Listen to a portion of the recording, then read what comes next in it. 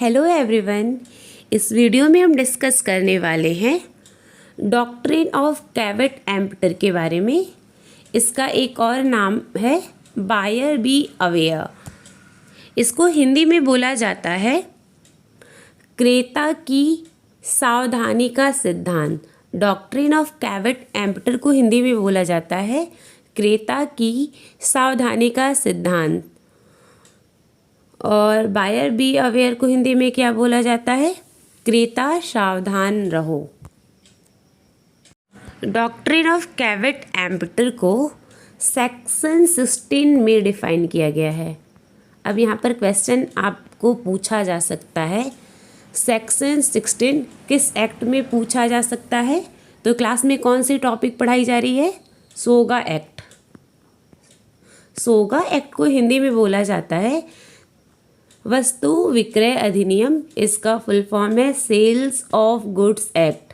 ठीक है, sales of good act 1930 के सेक्शन 16 में कैवेट-एम्पटर की चर्चा की गई है। अब आपको इस टॉपिक का नाम सुन के आपको ये लग रहा होगा कि यहाँ पर बायर के प्रोडक्ट के बारे में बात की जा रही है। ठीक है, लेकिन यहाँ पर जब आप इस टॉपिक को पूरा डिस्कस कर लेंगे तो आपको पता लगेगा कि यहाँ पर सेलर के बारे में डिस्कस किया जा रहा है। सेलर के हितों के बारे में बात की जा रही है। ठीक है, तो टॉपिक की शुरुआत करते हैं। कैवेट-एम्पटर शब्द लैटिन भाषा का शब्द है। ये कैवेट-एम्पटर जो शब्द है ये लैटिन भाषा का शब्द है जिसका अर्थ है let the buyer be aware. Caveat emptor, तो टॉपिक की शुरुआत करते हैं। कैवेट-एम्पटर शब्द लैटिन भाषा का शब्द है। कैवेट-एम्पटर किस भाषा का शब्द है? लैटिन भाषा का शब्द है। कैवेट-एम्पटर का मतलब होता है क्रेता सावधान रहे। यहाँ पर थोड़ा सा मिसप्रिंट हो गया है। ठीक है, यहाँ पर होगा क्रेता सावधान रहे। कैवेट-एम्पटर लैटिन भाषा का शब्द है और इसका मतलब होता है क्रेता सावधान रहे। यहाँ पर आप लोग बना लीजिएगा, क्रेता सावधान रहे। Let the buyer be aware. यहाँ पर सेलर के प्रोडक्ट के बारे में बात की जा रही है, ये आप लोग माइंड में रखिएगा। ठीक है, यहाँ पर ये जो डॉक्ट्रिन है सेलर के फेवर में बात कर रहा है। ठीक है, ये डॉक्ट्रिन ये कहता है कि बायर को अवेयर होना चाहिए खरीदने से पहले। जैसे हम कुछ भी खरीदने जा रहे हैं मार्केट में, ठीक है, सेलर के पास जा रहे हैं तो कंज्यूमर को अवेयर होना चाहिए। ठीक है, बायर को अवेयर होना चाहिए। यह सामान्य सिद्धांत है कि माल खरीदते समय क्रेता को सावधान रहना चाहिए और अपने हितों की रक्षा खुद ही करनी चाहिए। ये प्रिंसिपल भी है और हम सभी जानते हैं भी हैं कि माल को खरीदते समय कंज्यूमर को जांच परख के खरीदना चाहिए। ठीक है, अगर माल जो है, जो भी हम दुकान से खरीद रहे हैं, अगर सामान खराब निकल जा रहा है तो इसके लिए हम सेलर को दोष नहीं दे सकते। ठीक है, तो ये जो नियम है डॉक्ट्रिन ऑफ कैवेट-एम्पटर इसी के लिए है। ये जो रूल है सेलर के प्रोटेक्शन के लिए है, सेलर के हितों की रक्षा के लिए है कि अगर हम कोई भी गुड्स खरीदते हैं किसी भी दुकान से तो उसको खरीदने से पहले हमें जांच पड़ताल कर लेनी चाहिए। ठीक है, अगर कोई भी चीज़ हम खरीद रहे हैं, ठीक है, अगर वो कुछ ख़राब निकल जा रहा है तो उसमें सेलर का दोष नहीं होगा, विक्रेता का दोष नहीं होगा। ठीक है, ये रूल इस चीज़ के लिए बना हुआ है। इस सिद्धांत के अनुसार क्रेता का उत्तरदायित्व होता है कि वो माल क्रय करते समय पूर्णतः सावधान रहे तथा अपने विवेक एवं चतुराई से काम ले। उसे माल की अच्छी तरह से जांच कर लेनी चाहिए। जैसे हम कोई भी चीज़ खरीद रहे हैं तो उससे जैसे कॉपी खरीद रहे हैं तो उलट पलट के देख लेना चाहिए कि पेज फटा तो नहीं है। पेन खरीद रहे हैं तो पेन को चेक कर लेना चाहिए कि चल रहा है कि नहीं। ठीक है, बाद में अगर वो पेन चल नहीं रहा है चाहे उसके लिए हम सेलर को दोष नहीं दे सकते। ठीक है, इस सिद्धांत के अनुसार क्रेता का उत्तरदायित्व होता है कि वह माल खरीदते समय पूर्णतः सावधान रहे तथा अपने विवेक एवं चतुराई से काम ले। उसे माल को अच्छी तरह से जांच करके खरीदनी चाहिए। माल उसकी आवश्यकताओं के अनुसार है या नहीं, यह देखने व पता लगाने का काम क्रेता का है। ठीक है, माल अच्छा है नहीं अच्छा है, ये सारा काम किसका है? सेलर का है कि कंज्यूमर का है, क्रेता का है? तो ये क्रेता का है। क्रेता का रिस्पॉन्सिबिलिटी होता है कि कुछ खरीदने जा रहा है तो उसको जांच पड़ताल करके सही तरीके से खरीदे।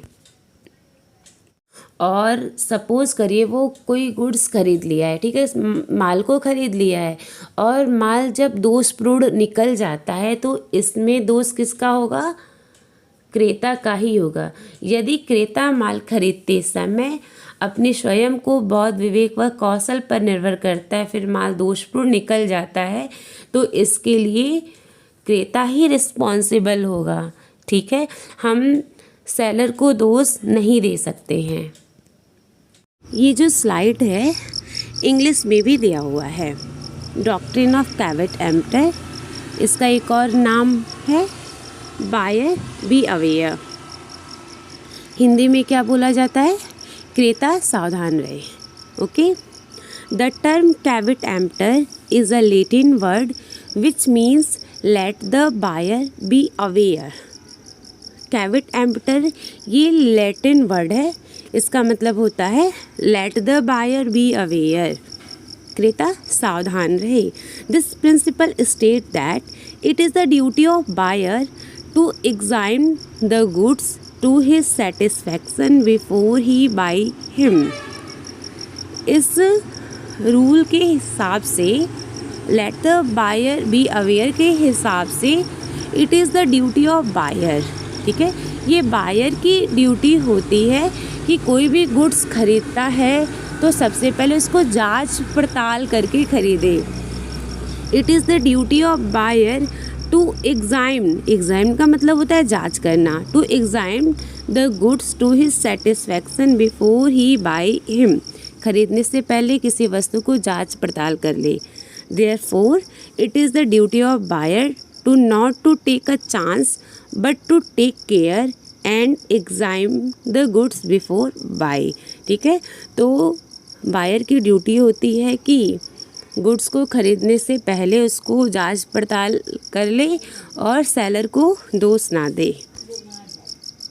द लास्ट निष्कर्ष के रूप में ये कहा जा सकता है कि क्रेता की सावधानी के सिद्धांत के अनुसार क्रेता का यह कर्तव्य है, क्रेता का यह ड्यूटी है कि वह सावधानी पूर्वक जांच पड़ताल करके सामान को खरीदे, माल को खरीदे।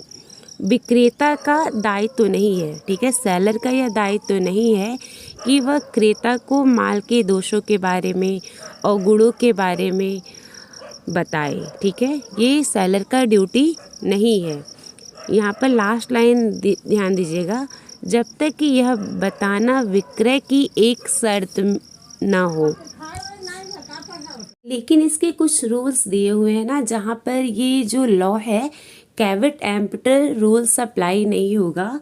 इट मीन्स दैट सेलर को प्रोटेक्ट नहीं करेगा। ठीक है, मीन्स बायर सेलर को स्यू कर सकता है। ठीक है, डैमेज के लिए अगर मान लो माल खराब निकल जाता है तो क्रेता जो होता है विक्रेता को स्यू कर सकता है। तो जितने भी एक्सेप्शन हैं अपवाद हम नेक्स्ट वीडियो में डिस्कस करेंगे। और इसका नोट्स लेने के लिए, इस चैप्टर का नोट्स लेने के लिए मेरे Telegram channel owner of learner dream पर मैसेज करिएगा। इस सब्जेक्ट का नोट्स लेने के लिए मेरे टेलीग्राम चैनल का नाम है ओनर ऑफ लर्नर ड्रीम पर आप ऐड हो जाइएगा, वहाँ से आपको नोट्स मिल जाएगा। या मेरे व्हाट्सएप नंबर पर आप मैसेज कर दीजिएगा, वहाँ से भी आपको नोट्स अवेलेबल हो जाएगा। Thank you.